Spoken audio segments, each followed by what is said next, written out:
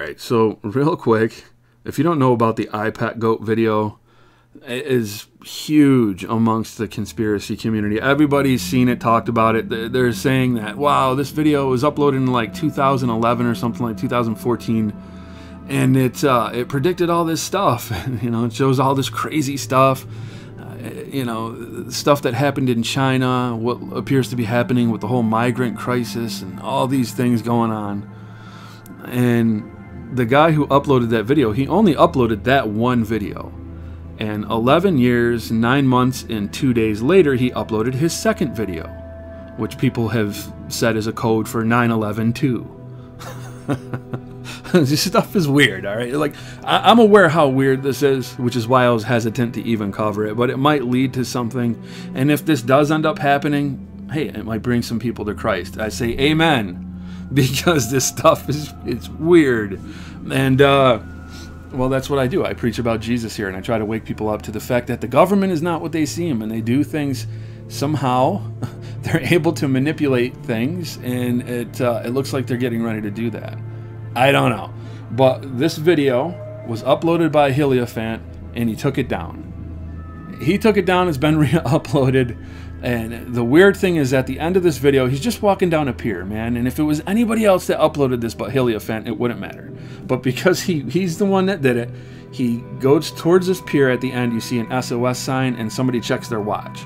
That's what everybody seems to be focusing on. They're like, oh man, what's he trying to tell us? SOS in Canada? Something's going to happen in Canada.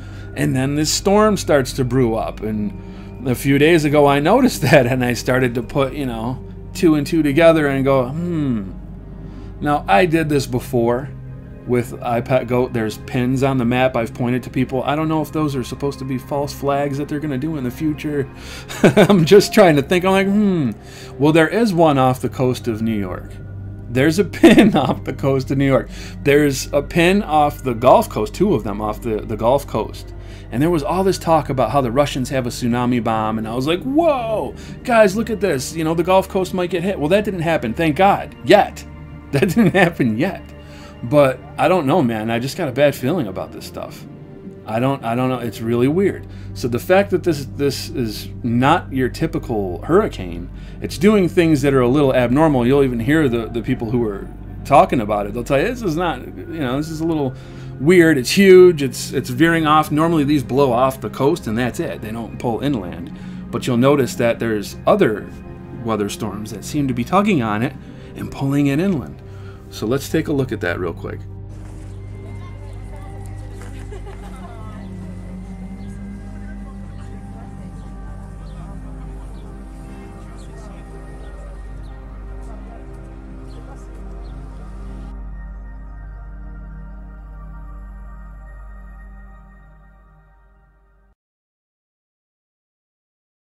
And while there are new watches, and there's a mix of hurricane watches, tropical storm watches, and there are storm surge watches in place for Cape Cod Bay and Nantucket, Hurricane Lee is going to see an increase in forward speed through Friday, passing to the west of Bermuda and then approaching New England and Atlantic Canada as, again, we get closer to the weekend. Slow weakening expected over the next few days, but the storm has increased in size and will keep on increasing more. So as you're looking at the red cone, look at that orange shading. That is the wind field for tropical storm force winds and how far out it goes. So it's absolutely huge.